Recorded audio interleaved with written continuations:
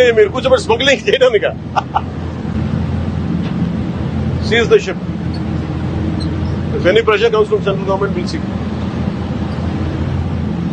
సినిమాలో చూసినట్టే ఉండా యాస్టీస్గా ఒక షిప్ని సీజ్ చేసామన్నారు పవన్ కళ్యాణ్ గారు. అసలు ఈ మాట డిప్యూటీ సీఎం పవన్ కళ్యాణ్ గారు ఎందుకన్నారు అంటే, దాదాపు 640 టన్నులు కలిగిన పీడిఎస్ బియ్యాన్ని అయితే సీజ్ చేశారు. పీడిఎస్ బియ్యం అంటే ఏంటి లేదండి, ఇది మన రేషన్ షాప్లో ఇచ్చే బియ్యం. ఇలాంటి బియ్యాన్ని దాదాపు 600 టన్నులు కలిసిన బియ్యాన్ని సౌత్ ఆఫ్రికాకి ఎక్స్పోర్ట్ చేస్తున్నారు కాకినాడ పోర్ట్ నుండి. ఈ విషయం పవన్ కళ్యాణ్ గారికి ఎలా తెలిసిందే అనుకుంటున్నారా? మనకి తెలుసు కదా, మనోహర్ గారు జనసేన పార్టీలో అత్యంత కీలకమైన మెంబర్. అది కాకుండా ఇప్పుడున్న ఎన్డీఏలో తను మినిస్టర్గా పనిచేస్తున్నారు. తను సివిల్ సప్లైస్ మినిస్టర్గా పనిచేస్తున్నారు. ఈ విషయం తనకు తెలిసిన వెంటనే చాలాసార్లు ఆ పోర్టు వాళ్ళకైతే చెప్పి చూశారు. కానీ వాళ్ళ వైఖరి అయితే మార్చుకోలేదు. ఈ విషయాన్ని డైరెక్ట్గా పవన్ కళ్యాణ్కి చెప్పారు. పవన్ కళ్యాణ్కి చెప్పిన వెంటనే తానే స్వయంగా రంగంలోకి దిగి వెళ్ళారు. పవన్ కళ్యాణ్ గారు ఈ పోర్టుకి చెకింగ్కి రేపు వస్తున్నారని తెలిస్తే అక్కడ ఉండే వాళ్ళు చాలామంది పవన్ కళ్యాణ్ గారిని ప్రెజర్ చేశారంట. ఇది నేను మాటలు కాదు, దాదాపు పవన్ కళ్యాణ్ గారు అన్నారు. ఆఫీస్లో కూడా వస్తానంటే లేదు సార్ 10,000 మంది జీవితాలు పోతాయి సార్. ఏంటి 10,000 మంది జీవితాలు పోయాయి? చూశారు కదా, పవన్ కళ్యాణ్ గారు ఈ మాటలు స్వయంగా తన నోటితోనే చెప్పారు. దాదాపు మీరు ఇక్కడికైతే రావద్దండి, 10,000 కుటుంబాలు ఈ పోటుని ఆనుకొని బతుకుతున్నాయి, దాదాపు మీరు రావద్దండి అన్నారు. కానీ పవన్ కళ్యాణ్ గారు డేర్ చేసి అదే పనిగా ఇక్కడికి ఈ పోర్టుకి అయితే చూశారు. ఈ పోర్టులో చూసినప్పుడైతే పవన్ కళ్యాణ్ గారు అయితే ఆశ్చర్యపోయారు.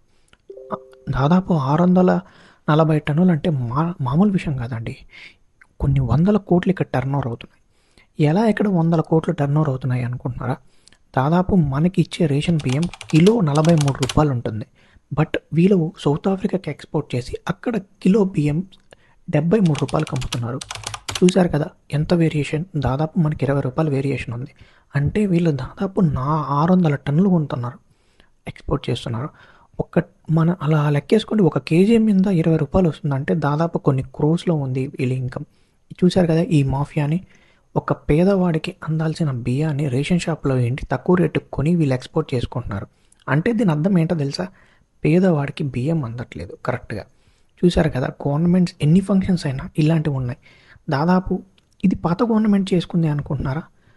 పాత గవర్నమెంట్ చేసినా కానీ దాదాపు మనం చూసుకున్నట్టయితే ఈ కొత్త ప్రభుత్వం వచ్చి 6 నెలలు అవుతుంది. కొత్త ప్రభుత్వంలో 6 నెలలు వచ్చినా వీళ్ళు ఈ ఆగడాలు చూశారు కదా, మీరు చూస్తున్నట్టయితే ఈ ఆగడాలు ఏమాత్రం తగ్గట్లేదు.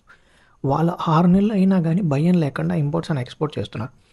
దాదాపు పవన్ కళ్యాణ్ గారు ఈ షిప్ను పట్టుకొని సీజ్ చేసేయండి, what ever consequences we will face అని చెప్పి అయితే వదిలేరు. మీరే చూశారు కదా, సెంట్రల్ నుండి ఎక్కడి నుండైనా ప్రెజర్ వచ్చినా పర్లేదు, ఐ కెన్ హ్యాండిల్ ఇట్ అన్నాడు. పవన్ కళ్యాణ్ గారు చేసిన పనికైతే మనం హ్యాట్స్ ఆఫ్ చెప్పాలి అండ్ అప్రిషియేషన్ కూడా చేయాలి.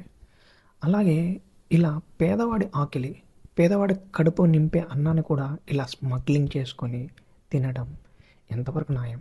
మీరు ఒకసారి ఆలోచించండి. పేదవాడికి అందాల్సిన బియ్యం అది, తన కడుపు నిండా తిని పనుకోవాల్సిన ఆకలిని కూడా ఇలా అమ్ముకోవడం వల్ల రేషన్ షాప్లో కరెక్ట్ టైంకి రేషన్ కూడా ఇవ్వట్లేదు. చూశారు కదా, ఇందులో ఎవరెవరు ఇన్వాల్వ్ అయ్యారు? ఏ రేషన్ షాప్ డీలర్ ఇన్వాల్వ్ అయ్యాడు? ఎంతమంది రేషన్ షాప్ వాళ్ళు ఉన్నారు? మొత్తం లెక్క తీసుకొని ఒక్కసారి అందరికీ శిక్షించడంగా ఏదన్నా చేయాలి ట్రాన్స్ఫర్స్గా. సరేలే, ఇది ఒక పెద్ద నెట్వర్క్, జస్ట్ ఇక్కడ పట్టుకున్నాము, ఒక 3-4 డేస్ హాట్ టాపిక్, దాని తర్వాత మర్చిపోతారు దీని గురించి అనుకుంటే మనం ఇప్పటికీ ఇలానే ఉంటాం, డెవలప్మెంట్కి అయితే అవ్వదు. సరేనా? 640 టన్నులు అంటే దాదాపు ఒక్క రేషన్ షాప్ డీలర్ డిసైడ్ అయ్యాడా? లేదు, ఎంతమంది రేషన్ షాప్ డీలర్లు దీంట్లో ఉన్నారు? పేదోడికి పంచాల్సిన ఆకలి అండి, అన్నం, దాన్ని కూడా ఇలా చేసుకొని తింటున్నారంటే ఇంకేం చెప్పాలో మనమే ఆలోచించుకోవాలి. వేసే శిక్ష ఒక్కడికి కాదు, దీంట్లో ఇన్వాల్వ్ అయిన అందరికీ వేస్తే బాగుపడుతుంది. ఇలాంటివి ఇంకొకరు చేయకుండా ఉండడానికి ఉపయోగపడుతుంది. నార్మలే కదా, మనకి ఒక 2-3 డేస్ హాట్ టాపిక్, దాని తర్వాత normal, everything is goes normal, అంతే. సన్నా ఇదైతే నా అభిప్రాయం. దాని తర్వాత మీరేమనుకుంటున్నారు ఈ వీడియో చూసే వాళ్ళైతే ఖచ్చితంగా నాకు మీ ఒపీనియన్ అయితే కావాలి. మీకు ఈ వీడియో నచ్చినట్టయితే మన ఛానల్ని లైక్ చేయండి అండ్ సబ్స్క్రైబ్ కూడా చేయండి. అలాగే మీ ఒపీనియన్ అయితే చాలా ఇంపార్టెంట్.